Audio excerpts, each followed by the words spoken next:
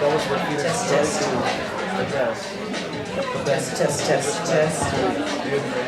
All right. How's that? Great. I commanded them.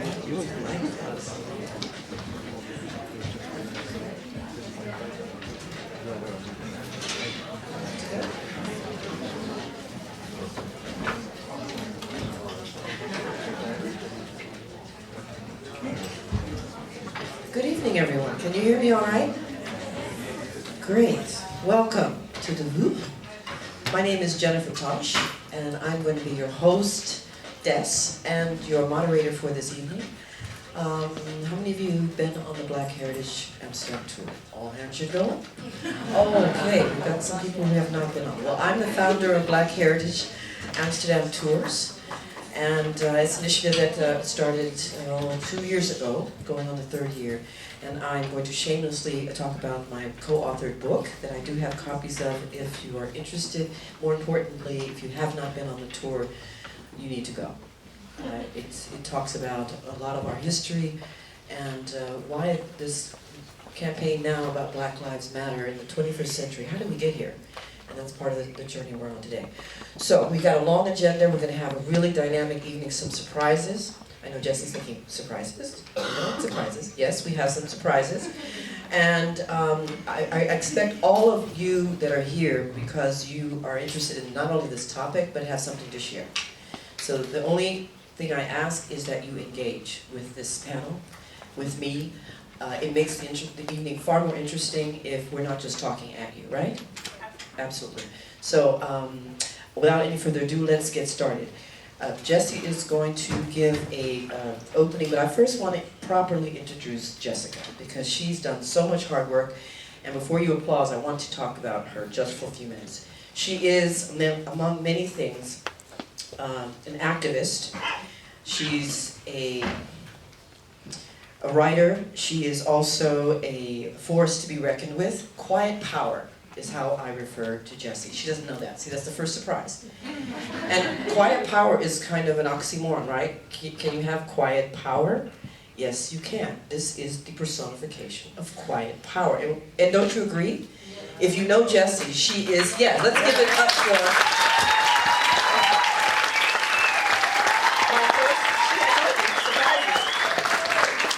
And I call her quiet power. She never heard me call her that to her face, so this is the first time.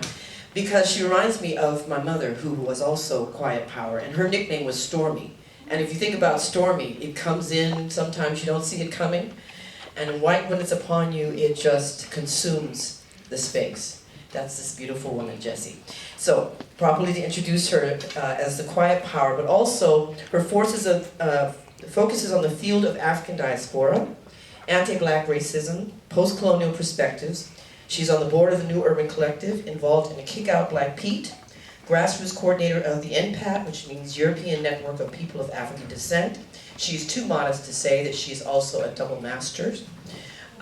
She would never tell you this. I know, this is one thing about the Netherlands I found interesting. In the US, we know this. If you got a name, a letter behind your name, they use that letter everywhere they go, right? Doctor this, a master's that. Here it's so unassuming. People just use their first and last name, and you never know that they are masters, plural. And so, without further ado, Jessie Diabu.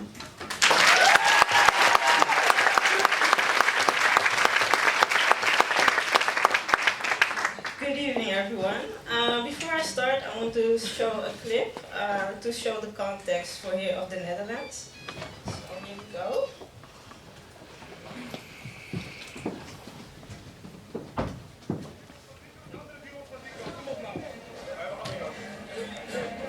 We hebben het recht om niet te staan. We zijn burgers van Nederland. We hebben het recht om niet te staan. Net als alle andere duizenden burgers die hier staan. Achteruit. Ruimte krijgen hier. Wegwijzen.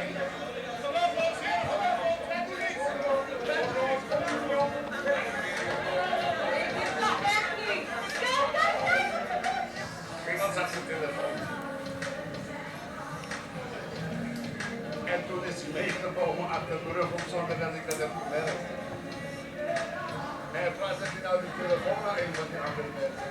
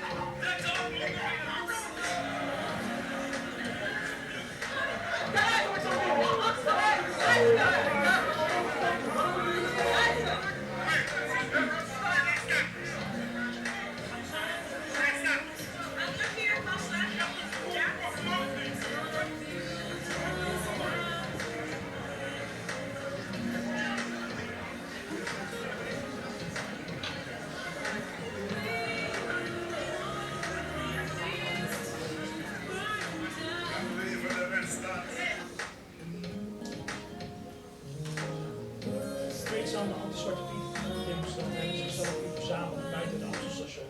Het is de bedoeling dat hier om 9:30 een bus zal komen waar iedereen in zal stappen. So, good evening everyone. First I want to apologize because I don't necessarily like to reproduce these violent images of ourselves, but in order to understand the context also for new people to be here to see why we invited Black Lives Matters. First I'm going to introduce myself. I'm Jessica Diabru. I am NUC member and I am also a grassroots coordinator at MPAT, which stands for European Network for People of African Descent. It's a network of Black organizations which are fighting against racism in Europe. And I will quickly introduce why I think Black Lives Matter is also a European issue. Yeah.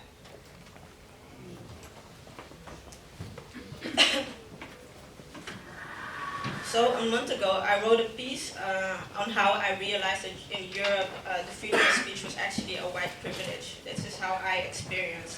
And it's also a leftover of our colonial past, which we not necessarily need to talk about it. So, as you see, Saint Astasia is an example of an African woman who got brutally silenced because of her political ideas to free herself and others from slavery. So in this piece I wrote, about this pattern in silencing of the past and also in the present. So I will read a little bit the piece. With their humanity, the African also lost their voice. The same voice which is even today declared as silence and dead. Because if their great-grandchildren express themselves on the racial character of Black people, they are marginalized, brutalized, and criminalized. What I'm trying to say is we have a worldwide 400-year, multi-generational problem of being deprived from our freedom and from our rights.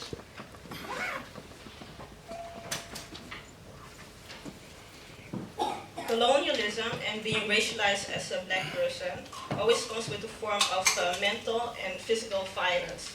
So when we talk about decolonization and Black liberation, it probably will do the same. It's not so much that we want to have violence, but to sustain a system, police violence is a perfect tool to keep order. And we see this in the US, we see this also in Europe, how the police and the state control our voices, our bodies, and our minds. Our voices are made inferior, our bodies are unwanted, and our minds are controlled for us not to rebel against what happens to our voices and our bodies. So when we talk about weak, I cannot breathe, it has been shouted at the hands of police by a Black person in New York, but also by a person here in Gouda, here in the Netherlands.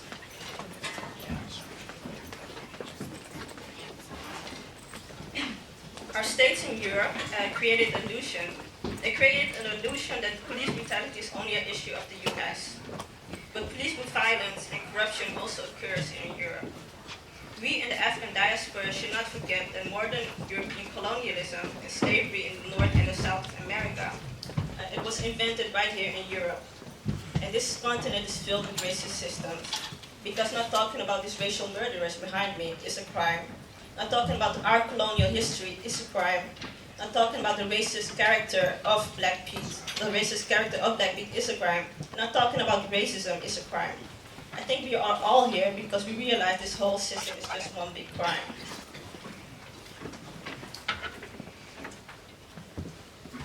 So my work is about activism.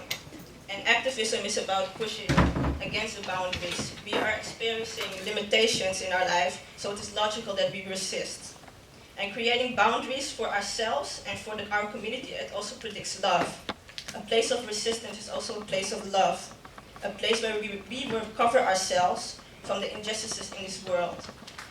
And as a racialized person, as a racialized Black person, a racialized Black woman, living in a world where whiteness is so glorified and Black is so demonized, self-love becomes a radical and a political act. And this political dimension is shown in our activism, which means organizing, strategy, unity, and collaboration. And here's where empaths plays a role. It's about making our community visible. Do we know about each other here in Europe? Do we know about each other in the US? It's about making our struggles visible. It is about connecting the dots. It is about reclaiming the political agenda and reminding ourselves that we have to recover from colonial damage with our own love, with our own strength, and with our own thoughts. Thank you for your attention.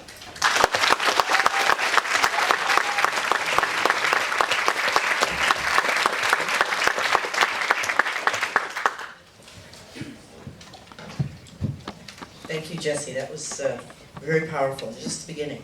Are you ready? Okay, we're gonna keep going. I'd like to introduce our speakers. The first speaker is going to be is here from the U.S. She's the creator of Black